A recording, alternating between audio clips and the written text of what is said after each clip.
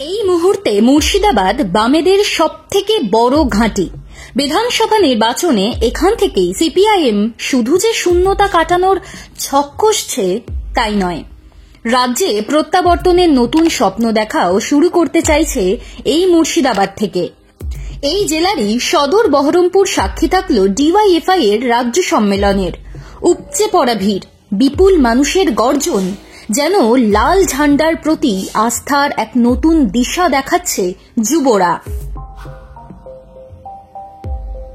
এখান থেকেই যুব যাত্রা শেষ হচ্ছে মীনাক্ষী মুখার্জির। তার আগে টেক্সটাইল মোড়ে ডিওয়াইএফআই এর প্রকাশ্য সমাবেশে আগুন ঝরালেন বামেদের সবথেকে উজ্জ্বল মুখ। তিনি শেষ বেলাতেও বারবার তুলেছেন কাজের দাবি, পরিযায়ী শ্রমিকদের ভবিষ্যৎহীন জীবন। মীনাক্ষী ছিলেন যুবদের রাজ্য সম্মেলনের আকর্ষণের কেন্দ্রবিন্দু। রাজ্য সম্মেলন উপলক্ষে বাংলার বিভিন্ন জেলা থেকে 600 জনের প্রতিনিধি দল এসেছে বহরমপুরে। শনিবার আনুষ্ঠানিকভাবে শুরু হয়েছে সম্মেলন। প্রকাশ্য সমাবেশে শমশেরগঞ্জের গোলমাল থেকে সংশোধিত ওয়াক অফ আইন, দুর্নীতি সহ একাধিক ইস্যুতে তৃণমূল এবং বিজেপিকে বিঁধলেন সিপিআইএম এর রাজ্য সম্পাদক মোহাম্মদ সেলিম। তার বক্তব্যের মূল সুর, বাম সরকারের সময় নানান উন্নয়নের কথা হতো, এখন দুর্নীতি নিয়ে আলোচনা হয়, তাই দেশ বাঁচাতে লাল ঝান্ডাকে আনতে হবে। শমশেরগঞ্জের গোলমালের জন্য তৃণমূল এবং বিজেপিকেই দায়ী করেছেন সেলিম। এদিন সেলিম বলেন, দিল্লিতে বিজেপি ওয়াক অফ আইন এনেছে, আর বিজেপির ধামা ধরা তৃণমূল বলছে এখানে ওয়াক অফ বিরোধী আন্দোলন করা যাবে না।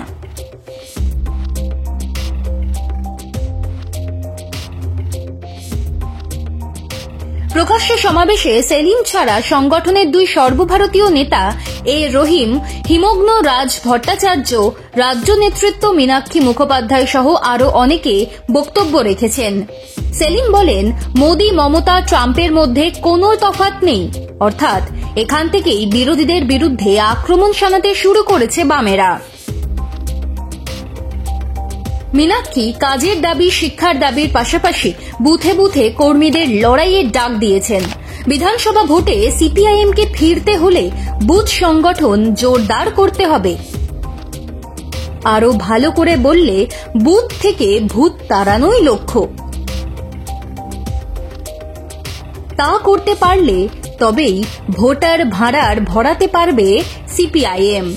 একথা মাথায় রেখেই মীনাক্ষী মুখার্জি বুথ দখলের ডাক দিলেন যুব মঞ্চ থেকেই।